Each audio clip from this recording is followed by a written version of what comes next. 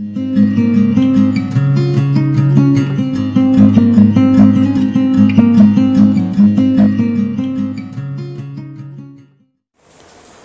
महानुभावों को मेरा सादर जय जिनेंद्र। तो चलिए, आप सभी ने अभी तक 8 प्रकार के अंग और 3 प्रकार की मूर्ताओं को समझा। अब हम 8 प्रकार के मदों के बारे में जानेंगे। तो चलिए 25वें नंबर के श्लोक में आगे पढ़ते हैं।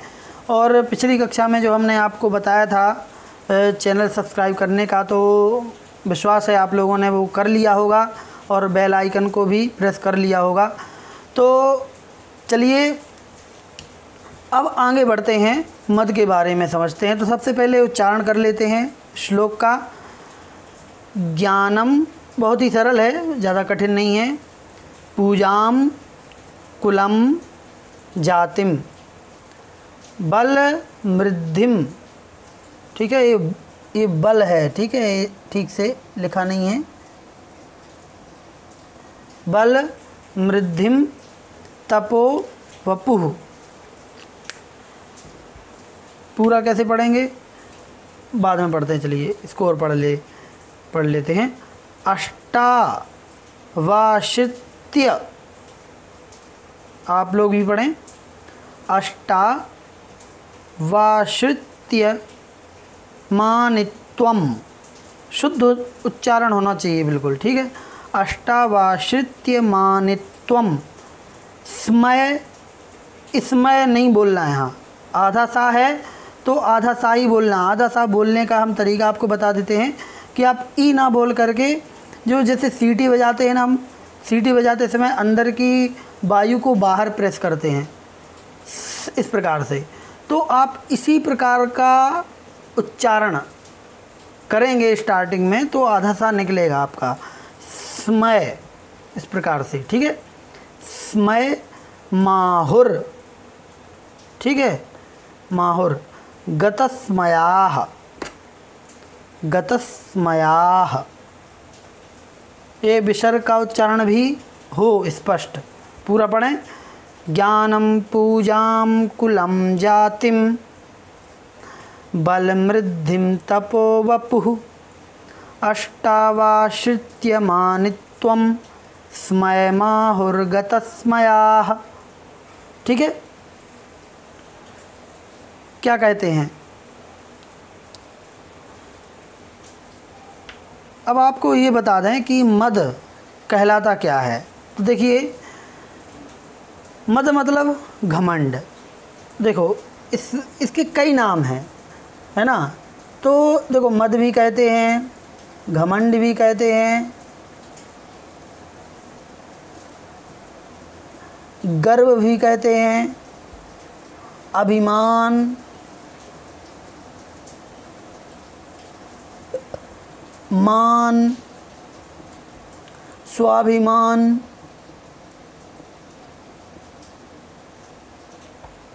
है ना। और भी पर्यायवाची हैं इसके। स्मय,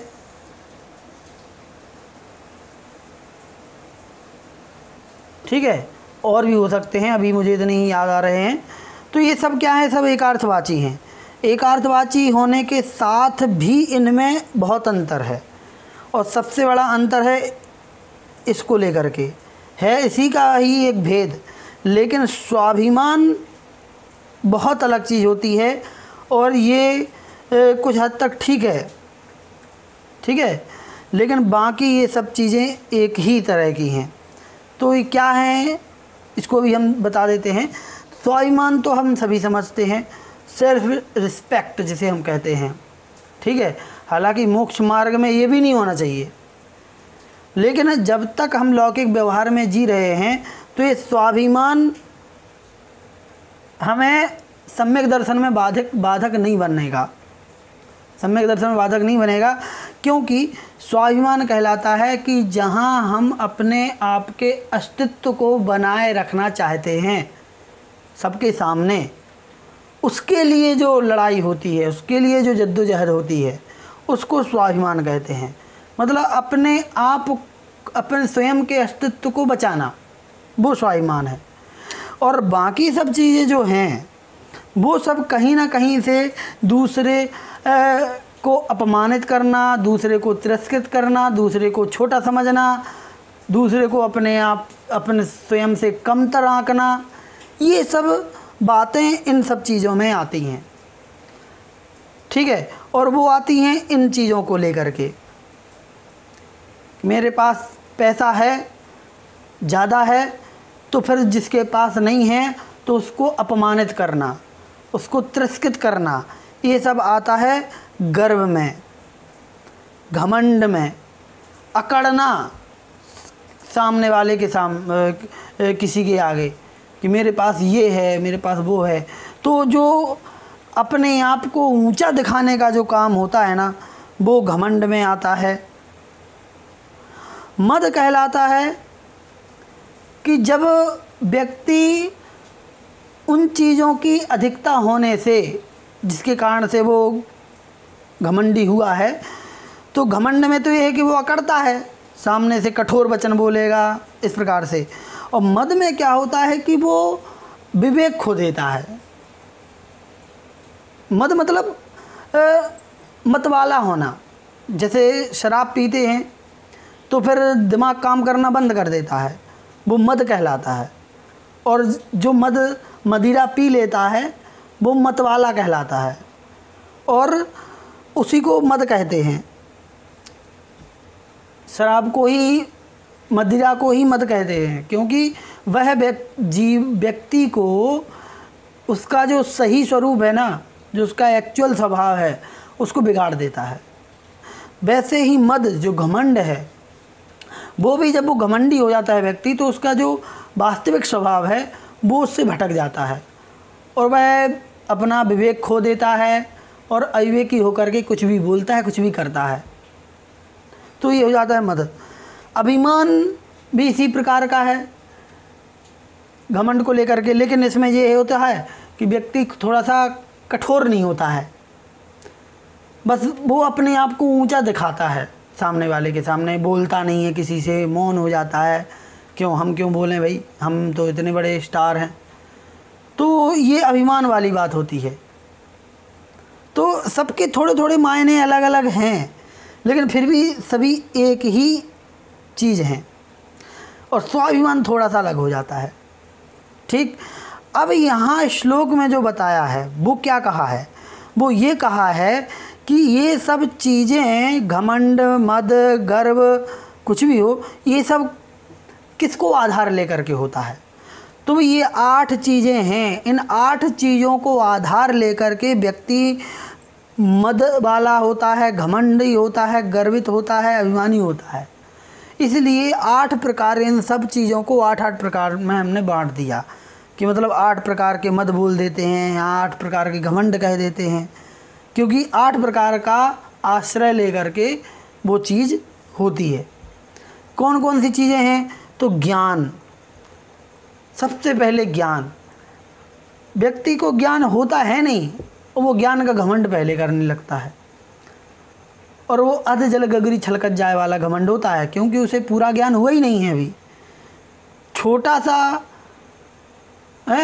सा उपक्रम किया है, थोड़ा सा ज्ञान लिया है, 1-2 पुस्तकें पढ़ ली हैं, उसी में अपने आप को बड़ा मानने लगा। ठीक, तो ज्ञान का घमंड है, ज्ञान का मद है, वो नहीं करना चाहिए। पूजा मतलब प्रतिष्ठा, सम्मान जो उसको दूसरों से मिलता है, वो पूजा है। तो पूजा का भी घमंड होता है, अभिमान होता है कि अरे मैं तो इतने लोगों से पूजा जाता हूँ, इतने लोग मेरा सत्कार करते हैं, इतने लोग मेरे आगे सर झुकाते हैं, तो ये पूजा है।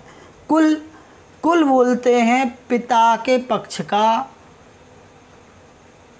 पक्ष को कुल कहते हैं। ठीक है, और वहाँ पर यदि कोई बड़ा व्यक्ति है, वहाँ पर कोई प्रतिष्ठित व्यक्ति है, तो उसका सहारा लेकर के स्वयं घमंड करना कि मेरे पिताजी वो हैं, मेरे दादाजी प्रधानमंत्री हैं, मुख्यमंत्री हैं, नेता हैं, फलान ढिमका। ठीक है, तो वो कुल। और जाति बोलते हैं माता के पक्ष को। ठीक है, तो माता के पक्ष में जैसे मामा, नाना, मौसी वगैरह, जो कोई भी यदि कोई अच्छे प्रतिष्ठित पदों पर हैं या कोई भी XYZ धन वाले हों, ज्ञान वाले हों, कुछ भी हो, तो उनको लेकर के जो घमंड होगा वो जाति का मद कहलाएगा। बल, बल मतलब ताकत, ठीक है। तो जिसके पास जितनी ताकत है उसको लेकर के यदि वो घमंड करता है तो बल का मद कहलाएगा। फिर यहाँ पर जो निकलेगा ना वो मृद्धि नहीं है, हमने बलम को अलग कर दिया, यहाँ पर निकलेगा रिद्धि, ठीक।